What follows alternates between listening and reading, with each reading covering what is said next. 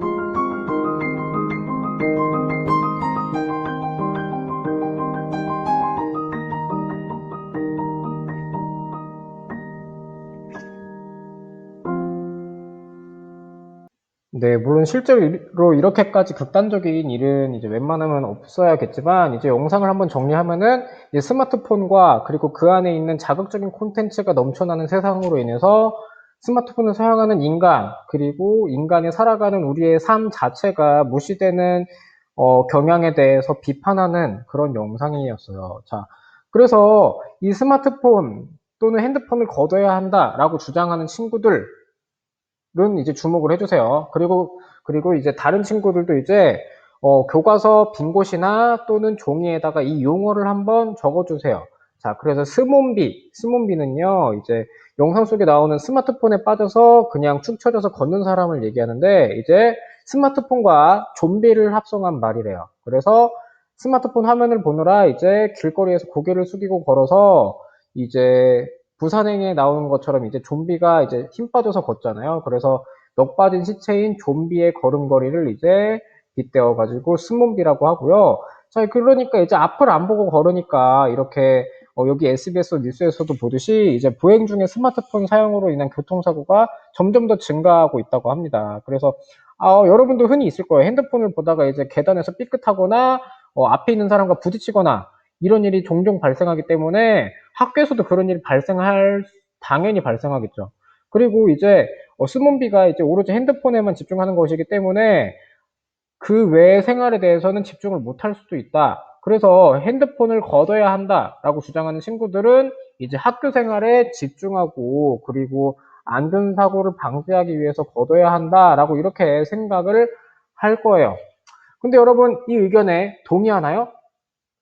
아니요 라고 이야기하는 친구들은 바로 이 용어를 적어주세요. 그리고 다른 친구들도 지금 이 정보 리터러시를 한번 종이에 적어보세요. 자, 그래서 이 정보 리터러시란 무엇인가를 알아보기 위해서 이 사진이 무엇이냐. 자, 작년에 선생님 수업을 들었던 1학년 1반, 지금 이제 2학년 친구들이죠. 그래서 1학년 1반 아이들이 이렇게 스마트폰을 통해서 우리나라에 필요한 정책이 무엇인지, 그리고 그것을 바탕으로 이렇게 예쁘게 꾸며가지고 자신들의 지식, 그리고 자신들이 조사한 내용을 이렇게 표현을 해주었어요. 그러니까 이제 정보 리터러시란 바로 정보에 접근하고 활용하는 능력과 함께 자신이 필요한 정보를 사용해서 문제 해결에 이용할 수 있는 광범위한 능력을 이제 정보 리터러시라고 합니다. 그러니까 이제 자신이 원하는 것을 찾기 위해서 검색을 하고 또 길을 찾아서 이제 친구들에게 알려주고 등등 이제 이것들이 모두 정보 리터러시라고 하는 거예요. 그래서 이제 작년 2학년 학생들도 이제 지금 3학년 학생들도 이렇게 스마트폰을 활용해서 다양한 기사를 찾아보고 서로의 지식을 공유하는 시간을 가졌는데, 즉, 그러니까 이제 스마트폰이나 이제 핸드폰 등등의 디지털 기기를 이용해서 학습 흥미를 높일 수 있기 때문에 걷지 말아야 한다라고 이제 주장할 수 있겠죠. 자, 그래서 이 의견들, 참 두 가지 의견이 팽팽하게 맞서고 있는데, 우리 실제 이 의견들이 우리 사회에서 계속 논의가 되고 있다고 합니다. 자, 그래서 우리 뉴스를 통해서 한번 우리가 어떤 주장을 하고 있는지, 우리 사회에서 어떤 이야기가 되고 있는지 한번 같이 영상을 볼게요. 국가인권위원회가 학교에서 학생들의 휴대전화를 수거하는 등 이 휴대전화 사용을 과도하게 제한하는 게 행복 추구권을 침해한다는 판단을 내놨습니다. 학교 현장의 반응은 엇갈리고 있는데요. 시청자 여러분은 어떻게 생각하시나요? 이소영 기자입니다. 스마트폰이 보편화된 이후 일선 중고등학교에서 아침마다 학생들의 휴대전화를 수거해가는 것은 이제 일상화된 풍경입니다.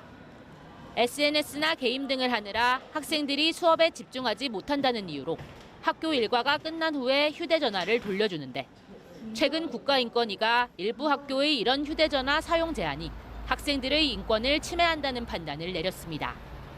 기숙사 거주 학생들의 휴대전화를 월요일에 걷어가 주말에야 돌려주는 등의 과도한 제한이 자유를 침해할 뿐 아니라 학생들에게 고립감을 줄 수 있다는 것. 학생들은 인권위의 판단을 환영한다는 입장입니다. 원래 자율적으로 내는데 애들이 잘 안 내니까 선생님이 안 거는 게 나은 것 같지.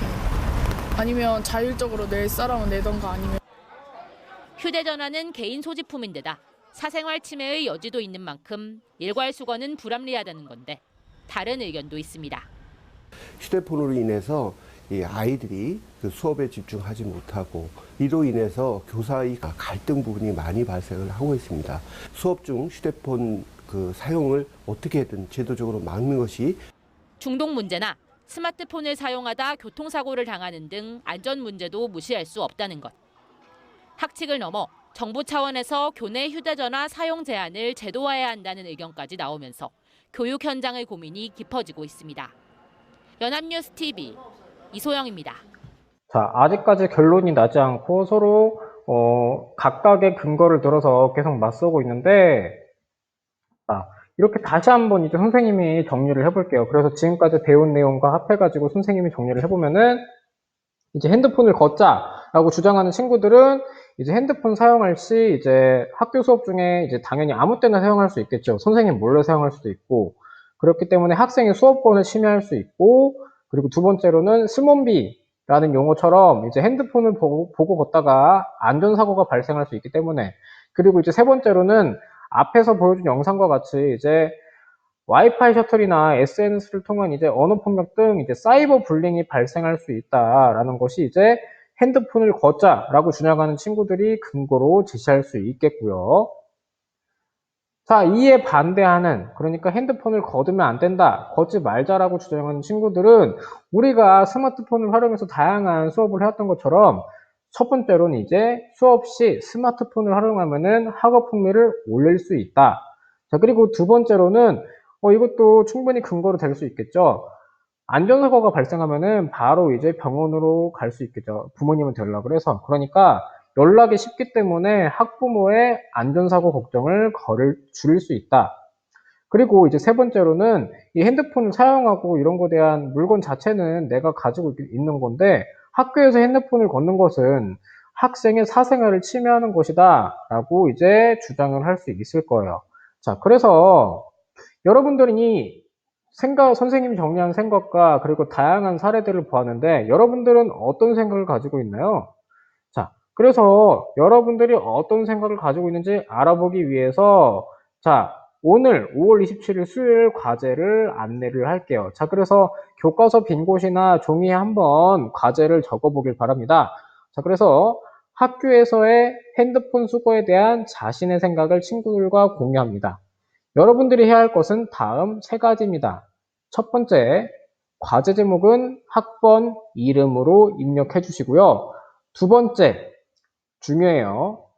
핸드폰 수거에 대한 찬성 반대 의견을 자신의 생각과 이유를 들어서 알려주세요. 그러니까 과제의 내용이 되겠죠. 그래서 예를 들면은 나는 핸드폰 수거에 찬성한다. 핸드폰을 걷지 않으면 쉬는 시간에 친구들과 대화 없이 핸드폰만 할 것 같고, 그리고 누군가가 몰래 내 모습을 엽기적으로 찍어서 SNS에 올릴 수도 있다. 자, 그리고 여러분들이 이제 이렇게 자신의 생각을 정리해서 과제를 제출했다면은, 자, 세 번째는 선택 과제예요. 그 대신에 우리가 지금까지 배운 정보통신 매체의 사용 예절을 이제 실천해 보기 위해 하는 거니까 언어 폭력은 당연히 금지겠죠. 그래서 자신의 반 친구들이 올린 과제 게시물에 들어가 그 친구의 의견에 대한 자신의 생각을 댓글로 달아주시면 되고요. 그렇기 때문에 이번 과제는 비공개가 아니라 공개 과제예요. 그래서 선택 과제지만 그래도 우리가 배운 것을 실천해 보기 위해서 한번 해보는 것도 좋을 것 같습니다. 자, 그래서 이렇게 과제를 안내했고요. 자, 지금까지 긴 영상들 보느라 고생했고, 자, 이제 자신의 생각을 공유하러 가봅시다.